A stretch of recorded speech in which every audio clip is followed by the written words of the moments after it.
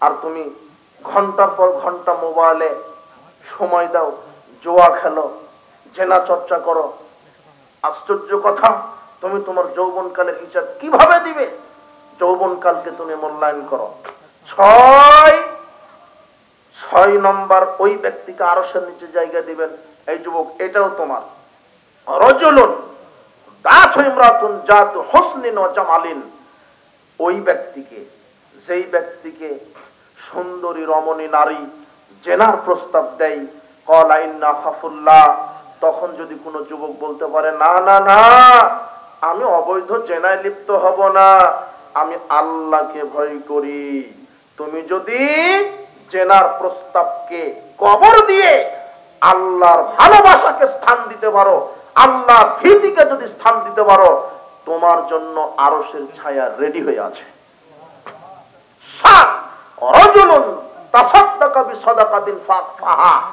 ওই ব্যক্তিকে আরশের নিচে জায়গা দিবেন যে গোপনে দান করে, যে গোপনে আল্লাহকে খুশি করার জন্য দান করে। গোপনে যারা দান সদকা করে এদেরকে আরশের নিচে জায়গা করে দিবেন। যুবক, তোমাকে কয়েকটা মিনিট আমি এটা বলি যে ইসলাম প্রচার প্রতিষ্ঠার জন্য যুবকদের অনেক ভূমিকা। যুবক রক্ত দিবে ইসলামের উপরে, জাহেলিয়াতের উপরে নয়। তোমাকে দৃষ্টান্ত দেখাই, পৃথিবীর ইতিহাসে ইসলামকে প্রচার প্রতিষ্ঠা করতে গিয়ে সাহাবায়ে কেরাম, নবী করিম সাল্লাল্লাহু আলাইহি সাল্লাম, অন্যান্য নবীগণ তাদের জান মালের কুরবানি দিয়েছেন। ইব্রাহিম আলাইহিস সালামের সন্তান, বড় সন্তান ইসমাঈল আলাইহিস সালাম, তার ধৈর্যটা তুমি দেখো। ইসমাঈল আলাইহিস সালামের মতো ধৈর্যের পরিচয় তোমাকে দিতে হবে। আল্লাহ ইব্রাহিম আলাইহিস সালামকে বলছেন, তুমি তোমার প্রিয় বস্তু সন্তানকে কুরবানি করো। বাপ তার ছেলেকে বলছে, ইসমাঈল, আমি স্বপ্নে দেখলাম তোমাকে কুরবানি করছি, তোমার মতামত কি আমাকে বলো। তখন ছেলে বলছেন, আব্বা, আল্লাহ যা আদেশ করেছেন করেন, নিঃসন্দেহে আল্লাহ যদি চায় আপনি আমাকে ধৈর্যশীলদের মধ্যে পেয়ে যাবেন। দিনের জন্য আল্লাহর ভালোবাসাকে স্থান দিয়েছেন। পৃথিবীর কোন পদমর্যাদা, অর্থমর্যাদা, নারী লোভী এগুলোকে স্থান দেননি। আল্লাহর ভালোবাসা, আল্লাহ ভীতিকে স্থান দিয়েছেন। ইসমাঈল আলাইহিস সালাম, তোমাকেও তাই করতে হবে। আরে এরপরে দেখো আসলেন ঈসু আলাইহিস সালাম। ঈসু আলাইহিস সালামকে পৃথিবীর অর্ধেক সৌন্দর্য দেওয়া হয়েছে। এত সৌন্দর্য, সুদর্শন পুরুষ ঈসু আলাইহিস সালাম। ঈসু আলাইহিস সালামের চরিত্রকে কালিমা লেপন করতে চেয়েছিলেন কোন নারী? জুলেখা। দরজা লাগিয়ে দিয়েছে, বলছে আসো, ফুসলাচ্ছে, আসো আমার সাথে শারীরিক সম্পর্কে লিপ্ত হও। ঈসু আলাইহিস সালাম বলছেন, মাশাআল্লাহ, আরে তুমি যতই সুন্দরী হন আমি আল্লাহর কাছে আশ্রয় চাই। দরজা তো বন্ধ, দরজাকে দরজা বন্ধ। ঈসু আলাইহিস সালাম আল্লাহর উপরে ভরসা করে, দরজা তালা লাগানো আছে তো কি হয়েছে, আল্লাহ দরজা খুলে দিয়েছেন, মুক্ত হয়ে গেছে। ঈসু আলাইহিস সালাম নিজের চরিত্রকে নিষ্কলুষ, তার উপরে অটলতা রেখেছেন, নারীর কাছে তার চরিত্রকে বিক্রি করে দেননি। যুবক, তুমি আজকে এই দুর্গন্ধযুক্ত পচা নর্দমার ক্ষীর ও 4 আঙ্গুল মেকআপ করে দানা কাটা পরি, তুমি এর পিছনে ছোট জান্নাতের হুরেরা যদি যে কানে আঙ্গুলটা বাইর করে দেয় তাহলে সূর্যের আলো অন্ধকার হয়ে যাবে। ওটা রেডি আছে তোমার জন্য, তুমি এটা মনে করো না কেন? দুটা পেশান আল্লাহকে যদি বলো 2000 লাগবে, 2000 দিয়ে দিবে। কথা বুঝনি মনে হয়? কোরআন মাইতে বলছেন জান্নাতবাসীরা যা চাইবে, শুধু আকাঙ্ক্ষা করতে দেরি হতে পারে কিন্তু সামনে আসতে দেরি হবে না। তুমি কি চাইবে? আল্লাহ তো দাতা, আমি তোমাকে কি দিয়ে বুঝাবো? বুখারী মুসলিমের হাদিসে আসছে, জান্নাতীরা যখন জান্নাতে যাবে, জান্নাতীরা যা আকাঙ্ক্ষা করবে তাই দিবে। কত মানুষ জান্নাতে যাবে? শোনো, বাংলাদেশের মধ্যে সবচেয়ে ধনী মানুষ, সারা পৃথিবীর মধ্যে সবচেয়ে ধনী মানুষ, তার বাসাতে যদি 100 জন লোক গিয়ে 100 রকমের যদি চাহিদা পেশ করে, ও কি পূরণ করতে পারবে? একজন বলছে যে আমি ডলফিন খাবো, একজন বলছে যে আমি হরিণের গোশ খাবো, আর একজন বলছে যে এই যে বগুড়ার দই খাবো। আপনার এই গাইবান্ধার কি বিখ্যাত খাবার। 100 জন মানুষ 100 জন রকমের চাহিদা, ও যত বড়ই ধনী হোক একক সময়ে পূরণ করতে পারবে। মুহাম্মদ সাল্লাল্লাহু আলাইহি ওয়াসাল্লাম বলছেন সারা পৃথিবীর সব মানুষ যদি একসাথে জান্নাতে ঢুকে যায়, আরে বর্তমানে পৃথিবীতে মানুষের সংখ্যা 800 কোটি, এই 800 কোটি মানুষ যদি একসাথে জান্নাতে ঢুকে যায়, আর 800 কোটি রকমের চাহিদা যদি মানুষ আল্লাহর কাছে দাবি করে, এক মুহূর্তে আল্লাহ 800 কোটি চাহিদা পূরণ করে দিবেন। এর নাম হচ্ছে আল্লাহ। আল্লাহ সর্বশক্তিমান। তুমি দুর্গন্ধযুক্ত ও পচে যাওয়া নারী ওর পিছনে ছোট কেন? তুমি আল্লাহর উপরে ভরসা করো। তুমি যদি পুরুষ হও তাহলে তোমার তাকদিরে 1টা 2টা 3টা সর্বোচ্চ কয়টা রেডি আছে? 4টা। তুমি একটার পিছনে ছুটে ক্যারিয়ার নষ্ট করছো কেন? দেবদাস হয়ে ঘুরে কাপুরুষ বলছে যে যাকে চেয়েছি তাকে পেলাম না। তুমি কেন নারীর পিছনে ঘুরবা? তুমি পুরুষ হও, তুমি পুরুষ হও, তুমি আবার হাসছো কেন? আশ্চর্য কথা। ইসুফ আলাইহিস সালামের মতো নিজের চরিত্রকে নিষ্কলুষ রাখো, নারী তোমাকে জেনার প্রলোভন দিবে, তুমি আশ্রয় চাইবে কার কাছে? আরে বৈধভাবে তো তোমাকে নারী দেওয়ার ব্যবস্থা করেছে, অবৈধভাবে যাওয়ার তো দরকার নাই। যে প্রতিদিন হরিণের গোশ খায়, ডলফিন খায়, গরু খায়, অনেক হারামখোর আছে ভালো ভালো খায়, অন্তত আপনি ভ্যান চালিয়ে সপ্তাহে 1টা দিন তো গরুর গোশ খান। কথা বুঝেননি মনে হয়? কিন্তু আপনি হালাল খাচ্ছেন, পরিণাম জান্নাত। আর ওই হারামখোরেরা দুনিয়াতে যত ভোগ বিলাস করুক, হারামখোরের পরিণাম জাহান্নাম হবে। আপনি বুঝেন না? ও 14 জন নারীর সাথে জেনার সম্পর্কের পরিণাম কি? কিন্তু বৈধভাবে তো তোমারও যৌন ক্ষুধা মিটাবার জন্য আল্লাহ নারীর ব্যবস্থা করেছেন। এই ধৈর্যটা কেন তোমার নাই? তুমি বিবাহের পূর্বেই একজন নারীর পিছনে ছুটে অবৈধ জেনার পথে যাচ্ছ কেন? যুবক, তুমি বোঝার চেষ্টা করো, তুমি আল্লাহর কাছে আশ্রয় চাও।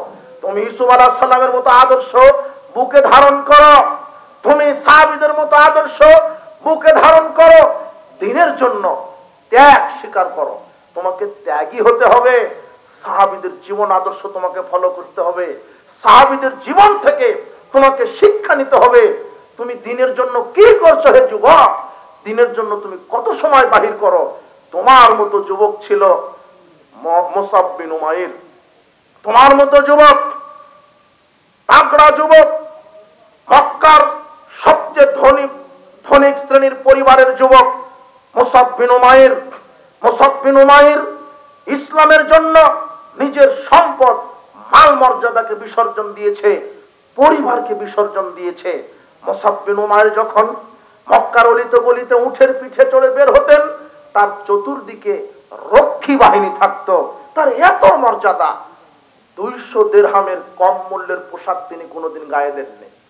এত বড় ধনী মানুষ, সুগন্ধি দামি, জুতা দামি, কিন্তু ইসলাম যখন গ্রহণ করলেন, ইসলামের আদর্শ যখন চলে আসলেন, পরিবার তাকে বাধা দিল, মা তাকে বেঁধে ফেলেছে। যুবক, তোমাকে আর একটা কথা বলি, তুমি যখন কোরআন সুন্নাহ মেনে চলতে থাকবে, সর্বপ্রথম তুমি বাধা পাবে পরিবার থেকে। পরিবার তোমাকে বাধা দিবে। বউ বলবে দাড়ি রাখতে দিব না, এখন ঠেলা সামলাও। কাপুরুষ বলছে যে বইয়ের অনুমতি লাগবে দাড়ি রাখতে। কাপুরুষ, বইয়ের অনুমতি কেন? বউকে বলবা দাড়ি, যদিও বিবাহের পরে দাড়ি রাখতে চাও, এখন রাখতে চাচ্ছ, আজকে বক্তব্য শুনে বলবে যে রাখবো, তাহলে বউকে কি রাখতে হবে। বউ যদি বলে না, পরের দিন আবার বলো, তারপরে যদি বলে না, পরের দিন আবার বলো, 3 দিনে যদি রাখতে দিচ্ছে না, তাহলে বউকে ডিলিট করে দিতে হবে। ঠিক বলছেন। দিবেন কি করে? 5 লক্ষ যৌতুক নিয়ে রেখেছেন। আশ্চর্য কথা। ও আবার ঠিক বলছে, তোমাকেই তালাক দিবে, ও রেডি হয়ে আছে। তুমি তো আগে কাপুরুষ সেজে এসেছো। ওই বিবাহের দিনেই ওই শাশুড়ি তোমাকে স্বর্ণের আংটি পরে দিয়েছে। ওটা আংটি নয়, ওটা হলো গরুর গলাছি। মানে তোমাকে আগেই দিয়ে যে একেবারে তোমাকে গেঁথে নিয়েছে, যা বলবে তাই শুনতে হবে। শাশুড়ি যদি বলে এখানে পেশাব, ওখানেই পেশাব, ওখানে পায়খানা ওখানে। মোটর সাইকেলও তো শ্বশুরের, একটু পিক আপ টানবে, বউ বলবে ধীরে টানো, নষ্ট হয়ে যাবে। সকালে মোটরসাইকেল ফেরত দিবা, নাহলে কাঁধে উঠবে বিচারের মাঠে। যৌতুক হারাম, আজকে তওবা করো, যৌতুক নিয়ে কোনোদিন বিবাহ করবো না ইনশাআল্লাহ। পুরুষ হয়ে বেঁচে থাকবো, কাপুরুষ হয়ে বেঁচে থাকতে 1 সেকেন্ড রাজি নই আমি। পুরুষ হও, যৌতুক তুমি শ্বশুরকে দিবা, বিবাহের দিনে বলবো আব্বা, শ্বশুর আব্বা শোনেন, আপনি কষ্ট করে নিজের মেয়েকে 20-22 বছর প্রতিপালন করেছেন, এই জন্য আমি আপনাকে একটা মোটরসাইকেল দিলাম। এটা পুরুষ। তোমার বাপ হা করে আছে, মুড়া ঝাঁটা পর্যন্ত হা করে আছে, তুমি তোমার বাপ ভিক্ষুক, ভিক্ষা করা উচিত ছিল তোমাদের, ভিক্ষা করবা। সাবধান, পুরুষ হও, নিজের যৌবনকে মূল্যায়ন করো, দাড়ি ছেড়ে দাও, ইসলামী লেবাস পরো। তুমি যদি এই কাজগুলি করো, পরিবার থেকে বাধা দিবে। তোমার মা বলবে যে এখন তোর দাড়ি রাখার বয়স হয়েছে, এখন দাড়ি রাখবি কেন? বাপ বাধা দিবে, পরিবার থেকে বাধা পাবে তুমি, এরপরে বাধা পাবে সমাজ থেকে। তুমি যখন কোরআন সুন্নাহর আলোকে আমল করবে, সমাজ তোমাকে মিথ্যা অপবাদ দিবে, বলবে ফিতনাবাজ। বলবে যখন তুমি জোরে আমিন বলে সালাত আদায় করো, রাফাল আদান করো, পায়ের সাথে পা মিলিয়ে দাঁড়াও, ঈদের দিন 12 তাকবীর ঈদের সালাত আদায় করো, তুমি যখন বলো ফরজ সালাতের পরে সম্মিলিত মোনাজাত বেদাত বলো, তুমি যখন বলো সভা সমিতির পরে, বিবাহের পরে, জানাজার পরে সম্মিলিত মোনাজাত বিদাত বলো, মিলাদ কিয়াম চেহলামকে বিদাত বলো, তুমি যখন বলো সাদাকাল্লাহুল আজিম বলো বিদাত, জানাজার দোয়া মুখে বলা বিদাত, আজানের পরে ওয়ারজুকনা শাফাত ইয়াউমাল কিয়ামা এটা বলা বিদাত, তুমি যখন বলো মুখে সালাতের নিয়ত করা বিদাত, যখন তুমি শিরক বেদাতের বিরুদ্ধে সমাজে কথা বলবে, তখন এক শ্রেণীর সাধুকার বেদাতের লিডার দালালেরা তোমাকে বলবে ফিতনাবাজ। সমাজ তোমাকে বাধা দিবে, সমাজ তোমাকে কোরআন সুন্নাহ মানার কারণে জোরে আমিন বলেছ মসজিদ থেকে বাহির করে দিবে। রাফাল আদান করো, আওয়াল ওয়াক্তে সালাত আদায় করো, এরা মসজিদ ভাঙবে। এই বেদাতি মোল্লারা এত ইবলিশের দালাল, এরা যদি সুযোগ পায় কাবা ঘর ভেঙে দেওয়ার জন্য চলে যাবে। এরা কাবা ঘরে জোরে আমিন হয়, কাবা ঘরে 12 তাকবীর ঈদের সালাত হয়, কাবা ঘরে আউয়াল ওয়াক্তে সালাত হয়, কাবা ঘরে রাফাল আদান করে সালাত হয়। কাবা সরকারি আলেম মানে এরা সরকারি ভাবে মূর্তিকে বলবে আসলে মূর্তি না, ওটা হলো ভাস্কর্য। মূর্তি পূজা হারাম, ভাস্কর্য জায়েজ। আসলে নারীর সাথে জেনা করা যাবে না, মহিলার সাথে জেনা করা যাবে। কথা বুঝেননি? এটা হলো সরকারি আলেম। কি আলেম? আর তরকারি মানে গোলালো মার্কা সব জায়গাতে আছে, সব জায়গাতে। আহলাদিসদের মধ্যেও বক্তৃতা দেয়, বেদাতীদের মধ্যেও বক্তৃতা দেয়। তোমার থুতু মারা আলেম আহলাদিস মসজিদে বক্তব্য দিয়ে ভাইরাল, এরপরে যখন চোখ কান মোটা হলো তখন বলছে যে মানহাজের উপরে থুদা মারি। আশ্চর্য কথা, এতে কি করে হয়? কিছু সালাফি নামের চালাকি আছে, আর আছে হলো দরকারি আলেম। কি আলেম? এরা ফাঁসির মঞ্চকে ভয় করে না, এরা তাগুত শক্তিকে ভয় করে না, দলীয় নেতা দলীয় দাপটকে ভয় করে না। এরা শিরক বেদাতের বিরুদ্ধে অগ্নি কণ্ঠে মর্দে মুজাহিদ হয়ে সমাজের বুকে ন্যায়ের প্রতিষ্ঠা, অন্যায় নির্মূল করতে একমাত্র আল্লাহকে ভয় করে সমাজের বুকে কোরআন এবং সহিহ সুন্নাহর তাওহীদি ঝান্ডা নিয়ে নিজের জীবনকে বিলিয়ে দেওয়ার জন্য যারা 24 ঘন্টা প্রস্তুত থাকে, এরাই হলো দরকারি আলেম। এরকম আলেম দরকার যারা ফাঁসির মঞ্চকে ভয় করে না, বেদাতকে বিদাত বলে, শিরককে শিরক বলে, যারা অন্যায়কে অন্যায় বলে, যারা রাত্রিকে রাত্রি বলে, কালোকে কালো বলে, সাদাকে সাদা বলে, হিকমতের দোহাই দিয়ে, সামাজিকতার দোহাই দিয়ে, লৌকিকতার দোহাই দিয়ে যারা 1 সেকেন্ড শিরক বেদাত করতে আপোষ নাই, এরাই হলো প্রকৃত আলেম সমাজে। এদের পাশে থাকতে হবে। এই তরকারি সরকারি আলেম, এদের কবরে মাথা পাথর দিয়ে ফাটিয়ে দিবে। এদের বুখারী মুসলিমের হাদিস। এই জন্য সাবধান, এই বেদাতি এদেরকে আশ্রয় দিবেন না। বলছিলাম মুসআব বিন উমাইর তার যৌবনের তারুণ্যে তোমার মতো গরিব ঘরের সন্তান ছিল না মুসআব বিন উমাইর, ধনী শ্রেণীর পরিবারের লোক। মুসআব বিন উমাইর ধর্মের জন্য, ইসলামের জন্য পরিবার ত্যাগ করেছে, মান মর্যাদা ত্যাগ করেছে।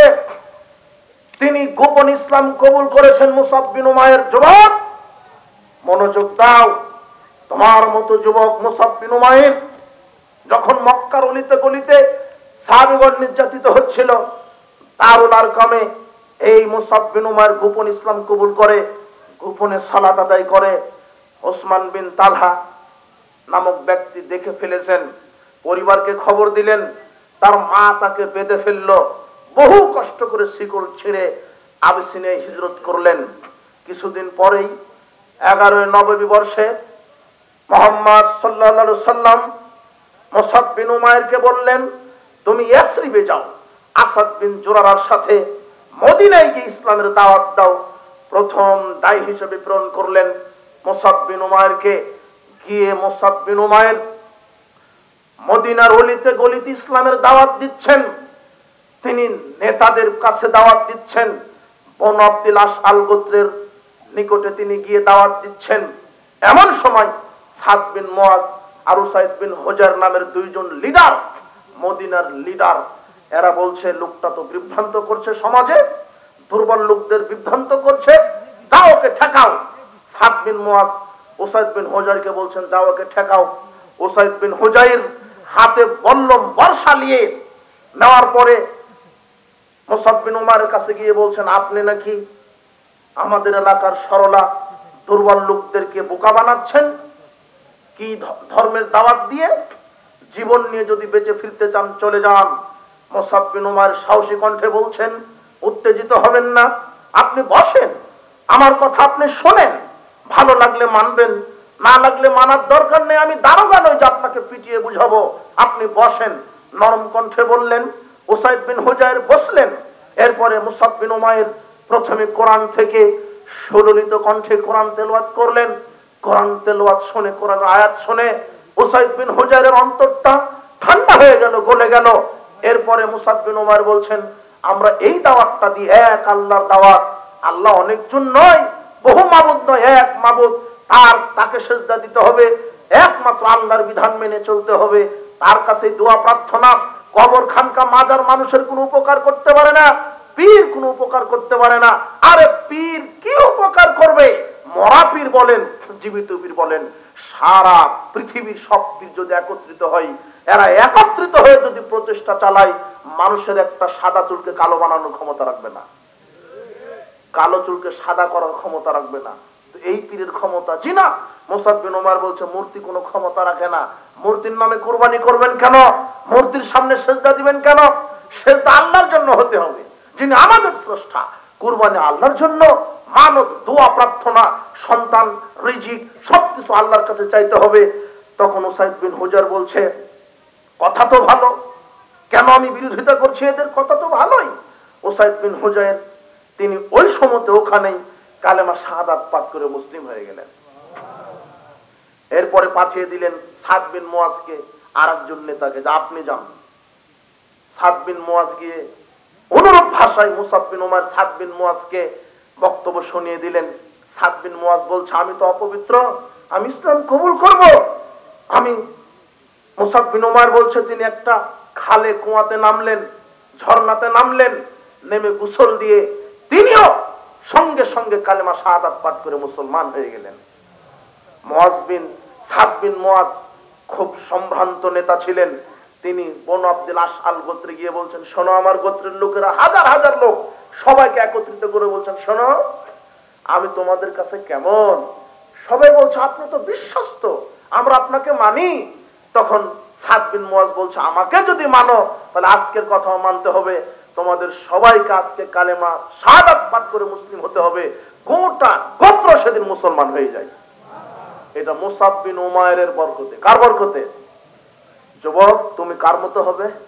এই মুসাব বিন উমারের মতো দিন রাত কোরআন সুন্নাহ নিয়ে দাওয়াত দাও, ইনশাআল্লাহ তোমার জিহাদি চেতনায় একদিন না একদিন এই বাংলার জমিন, এই জাহেলিয়াতের অমানিসা রাত্রি, এই জাহেলিয়াতের অন্ধকার রাত্রি কোরআন সুন্নাহর আলোয় গোটা বাংলাদেশের সমাজ আলোকিত হয়ে যাবে ইনশাআল্লাহ। শুধু তোমার একটু দাওয়াত দরকার, তোমার একটু নড়াচড়া করা দরকার, আন্দোলন করার দরকার। এইভাবে তুমি জুয়ার আড্ডায়, ঘুষের আড্ডায় তুমি বসে থেকো না। তোমার জীবনকে শয়তানকে দিও না। তোমার জীবন আল্লাহর দেওয়া আমানত। কার দেওয়া আমানত? আল্লাহর দেওয়া। আমি তোমাকে অনেক কিছু বলতে চেয়েছিলাম, সাহাবীদের অনেক ত্যাগ। এই মুসাব বিন উমাইর কি না করেনি, তার অঢেল সম্পদকে সব ত্যাগ করে ইসলামকে মেনে নিয়েছে। সবার উপরে কার ভালোবাসাকে স্থান দিয়েছে? এরপরে নবীর ভালোবাসাকে স্থান দিয়েছে। এই মুসাব বিন উমাইর উহুদের মাঠে বীর বিক্রমে লড়াই করে তিনি শহীদ হয়ে গেলেন। মুহাম্মদ সাল্লাল্লাহু আলাইহি ওয়াসাল্লাম বলছেন দাফন কাফনের ব্যবস্থা করো। সাহাবীগণ যখন তার কাফনের কাপড় খুঁজছিল, তার রেখে যাওয়া শুধু একটা চাদর, যেই চাদরে মাথা ঢাকলে পা ঢাকে না, পা ঢাকলে মাথা ঢাকে না, এমন অবস্থা। সাহাবীরা দুঃখ করে বলছেন, যেই মুসাব এত দামি পোশাক পরতেন, এখন তার দাফনের জন্য কাফনের কাপড় জুটছে না। মুহাম্মদ সাল্লাল্লাহু আলাইহি ওয়াসাল্লাম বলছেন তোমরা ইস্কির ঘাস দিয়ে তাকে ঢেকে তার দাফন দিয়ে দাও। মুহাম্মদ সাল্লাল্লাহু আলাইহি ওয়াসাল্লাম বলেছিলেন, মুসআব তুমি সবচেয়ে ঐতিহ্যবান লোক ছিল, মক্কার অলিতে গলিতে সবচেয়ে ধনী মানুষ ছিলে, তোমার চুলগুলো কত কোকড়ানো ছিল। আজকে ইসলামের জন্য, আল্লাহর জন্য, দ্বীনের জন্য তোমার এই অবস্থা হয়ে গেল। মুসাব দুনিয়া থেকে মারা যাননি, তিনি শহীদ হয়ে জান্নাতের মেহমান হিসেবে বিদায় নিয়েছে। সুবহানাল্লাহ। এই মুসাবের মতো হও তুমি। তোমার জীবনকে বাতিলের কাছে রক্ষীগত হয়ে রেখো না, কুক্ষিগত করে রেখো না। তোমার জীবনের অনেক দাম, তুমি সব পারো। এই জন্য যারা নেতৃত্ব পর্যায়ে আছেন, যারা পিতামাতা আছেন, আপনার যুবক যুবতী ছেলে মেয়েকে কাজে লাগান। এদের মাইন্ড সেট আপ যদি অন্যায়ের উপরে হয়, এরা অন্যায় প্রতিষ্ঠা করবে। কিন্তু ন্যায়ের উপরে যদি হয়, তাহলে কি প্রতিষ্ঠা করবে? ন্যায় প্রতিষ্ঠা করবে। এই যুবকদেরকে বোঝাতে হবে, বাবা তোমরা ওই ভ্রান্ত পথে চলো না, আল্লাহর পথে আসো, ইসলামের পথে আসো। এইভাবে খালিদ বিন ওলীদের মতো হও, মুসাব বিন উমারের মতো হও, খাব্বাব বিন আরাফের মতো হও, খুবাব বিন আদির মতো হও, আব্দুল্লাহ জুল বাজাদাইনের মতো হও, ওমরের মতো হও, আবু বকর রাদিয়াল্লাহু তাআলা আনহুম আজমাইন। এই সাহাবীদের মতো আদর্শ ধারণ করো, যারা অন্যায়ের বিরুদ্ধে লড়েছে, ন্যায়ের পক্ষে থেকেছে। হে যুব সমাজ, আজকে আমরা তোমাদেরকে উদাত্ত আহ্বান জানাই, জাহেলিয়াতকে সমাজের বুক থেকে ঝেড়ে ফেলে দাও। রক্ত পরিবর্তন করো, দুর্গন্ধ ইসলামের রক্ত, ইব্রাহিমের রক্ত শরীরে ঢুকিয়ে জিন্দা দিল এই জীবনের যৌবনের তেজে তেজোদ্দীপ্ত শক্তি নিয়ে তুমি সামনের দিকে এগোও। আল্লাহ তোমাকে আল্লাহর সেনাবাহিনী হিসেবে কবুল করুন। আল্লাহ তোমাকে ইসলামের সৈনিক হিসেবে কবুল করুন। বারাকাল্লাহু ফিকুম। সংক্ষেপে যুবক তোমাদেরকে বলছি, যে কোনো মূল্যে 5 ওয়াক্ত সালাত আজকে তওবা করো। আল্লাহ যা হয়েছে হয়েছে, 5 ওয়াক্ত সালাত। যে 5 ওয়াক্ত সালাত আদায় করে না, সে মুসলিম নয়। 5 ওয়াক্ত সালাত ফরজ যে কোনো মূল্যে। 2, যে কোনো মূল্যে কাবিরা গুনাহ ত্যাগ করবে। মদ খাওয়া, গাঁজা খাওয়া, জুয়া খেলা, মিথ্যা কথা বলা, মানুষকে ঠকানো, হত্যা করা, চুরি করা, গান বাজনা শ্রবণ করা, সুদ ঘুষ খাওয়া, গীবত করা, যে কোনো মূল্যে কাবিরা গুনাহ ত্যাগ করো। 3, যে কোনো মূল্যে তোমাকে হারাম থেকে বেঁচে থাকতে হবে। হারাম দেহ জান্নাতে যাবে না, সাবধান। 4, আল্লাহর ফরজ ইবাদতের পাবন্দি করো। অন্তত ফরজ 5 ওয়াক্ত সালাত, ফরজ সিয়াম, ফরজ হজ, অন্তত ফরজ ইবাদতের পাবন্দি হও। 5, যার নাম মানুষ, তার সাথে ভালো আচরণ করবে। ও মুচি মেথর হোক, ইহুদি খ্রিস্টান, হিন্দু হোক, মুসলিম হোক, প্রতিবেশী হোক, দূর প্রতিবেশী হোক, যার নাম মানুষ, তার সাথে তুমি কি করবে? 6, কোরআন মাজিদটা শিখে নিবে অর্থ সহ। কোরআনের প্রত্যেকটা লাইন মানুষকে স্বর্ণের টুকরা বানিয়ে দিতে পারে। সাহাবীরা কোরআন শিক্ষা করে তারা আল্লাহর সান্নিধ্যে চলে গেছে। এই 6টি কাজ তুমি করো অবশ্যই। আল্লাহ তোমাকে করার তৌফিক দান করুন। জান্নাত হবে ইনশাআল্লাহ। বারাকাল্লাহু ফিকুম। আজকের যে ইসলামী সম্মেলন যারা আয়োজন করেছেন, আল্লাহ তাদেরকে বারাকা দান করুন। যারা এসেছেন যত নারী পুরুষ, আল্লাহ তুমি তাদেরকে বারাকা দান করো, তাদের